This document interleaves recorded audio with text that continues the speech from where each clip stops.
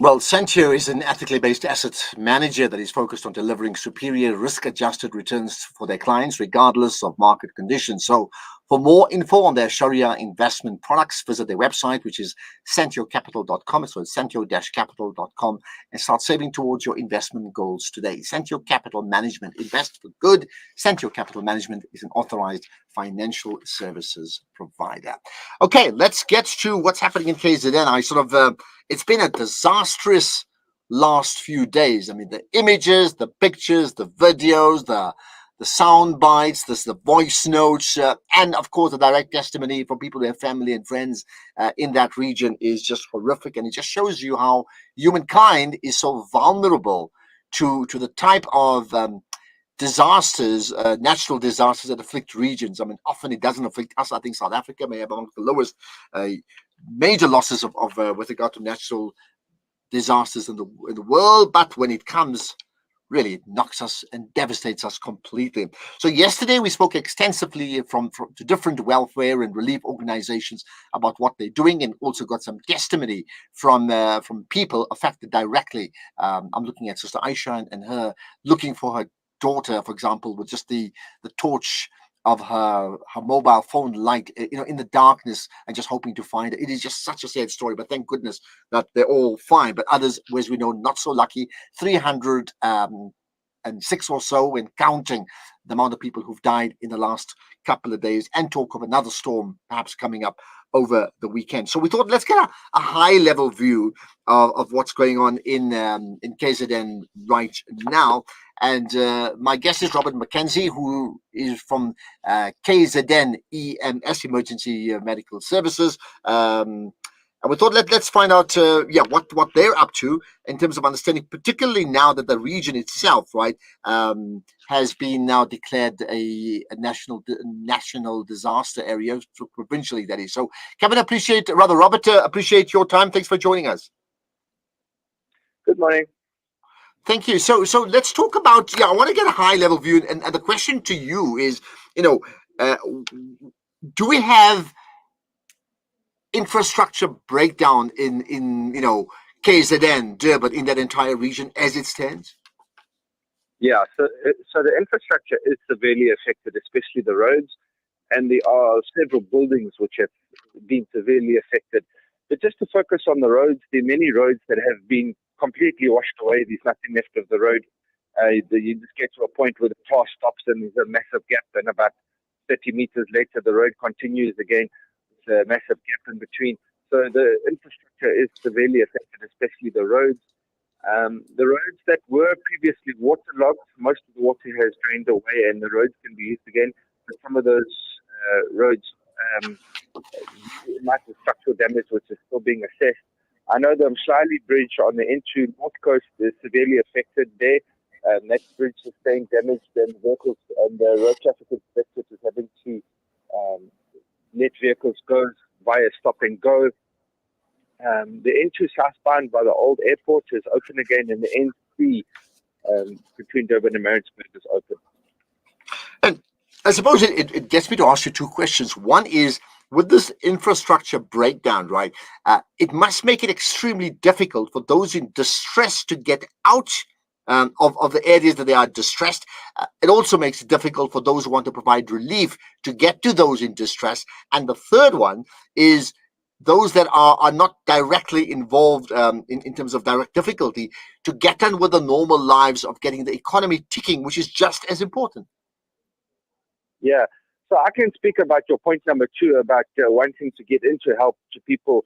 On Tuesday, I was managed to get into the one ambulance base. We then had to manage to get myself to my response vehicle.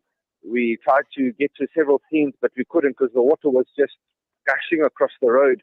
And you can't even get in. You try another route, and that route is also blocked. And it's very frustrating. Trying to get in, you're getting these calls for assistance coming in all at once from all over, and you almost don't even know where to start. Now, the fact that the area has been, that KZN has been declared this provincial disaster zone, how much of a difference does it make in terms of relief and government support? I think it does make a difference. It's also one of just procedure that has to be followed for the assistance that is to follow. Um, so it's one of those things that needs to be done. It's the process that needs to be followed to be able to provide the assistance going on. Remember, just because the rainwaters have stopped and seem to have receded doesn't mean that everything is back to normal. Like I said, the infrastructure damage is extensive. The loss of life is extensive. These thousands of people that are going to be needing ongoing assistance in terms of shelter, food, healthcare. So it's definitely one of those things that has to be put in place for the continued support that people need. And at two levels in terms of support. I mean, one is government level, and then you get organizations like yourself at KZN EMS, but also the numbers of organizations who are providing some sort of relief. And I'm looking at just about every few minutes, my WhatsApp sounds out with someone saying we need help or we want to assist other people. How important is that? That collective. I mean, just today from the Champion South Africa project that I head up, we posted something like, collaboration and co-creation is the making of champions. So in this case here, how important is the sense of collaboration? Oh no, it's critical. It can't be done without the collaboration. I remember in the beginning, it's up to the EMS and the emergency response. Even then, we're relying on the public. We had a lot of community assistance. But even though that response is dying down and the humanitarian aspects are taking over, that's critical. It's a critical component of it. It has to be in place. People have to work together to help each other to be able to get through this. So we're all in it together, affected in different degrees. Some of the people only experienced minor inconvenience. Other people lost their entire family and their entire household. So it's definitely crucial that everyone work together, even though we affected by the event different. How, from the outside, I mean, 306 people have now been officially declared dead, tragically so, right? How high do you think that number is going to go? I wouldn't be able to say.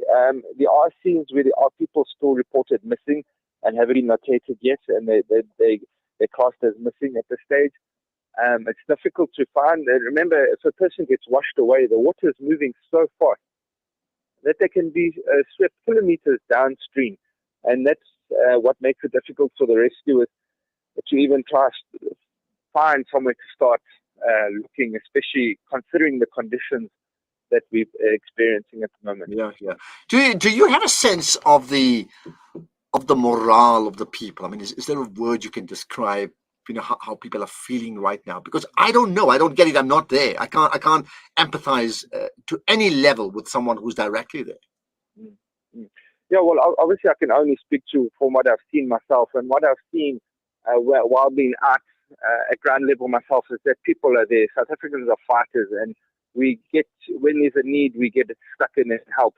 I mean, I saw the normal person on the street helping paramedics and rescuers in work that they got no training in, but they were there, they were willing to assist. And I think that means a lot for us, and it speaks a lot to the community that we live in.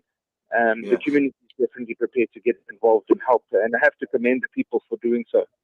And before I let you go, just two things. In terms of what for you do you think is the most urgent need now that the communities of KZN requires right away?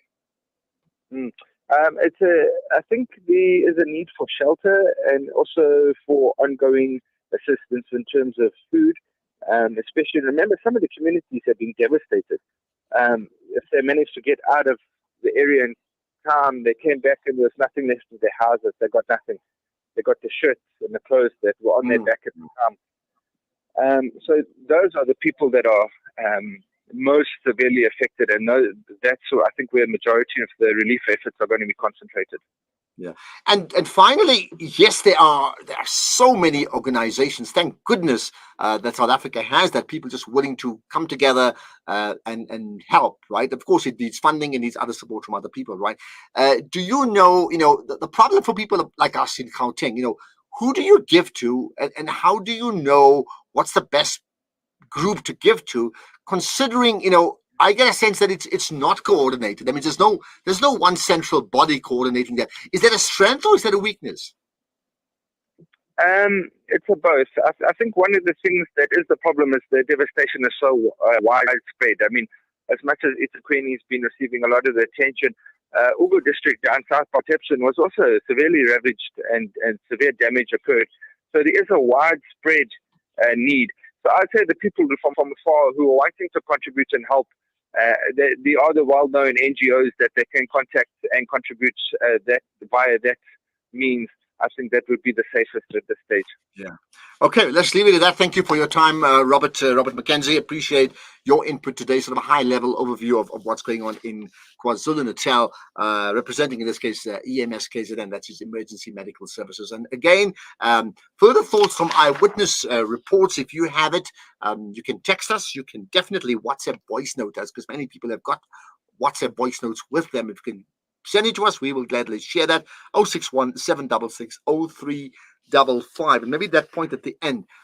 So there's no national coordinating body for relief. That may be the weakness, but also the strength, which means if you identify someone in the region, best to perhaps pass on your aid to them, then try and start something up yourself. If you are in Cape Town or Johannesburg or Bloemfontein from afar, go to the experts who are literally on the ground and let's see how they can assist. Talking about assistance, SANZAF, the South African National Zakat Fund, they do fabulous work, and I know that from direct involvement in them at national and at community level. What do they do regarding this all-important issue of zakat, particularly around the month of Ramadan? For whatever reason, it's been pegged together. We're going to find out more about that with Yasmina Frankie, the CEO of SANZAF, right after this. There are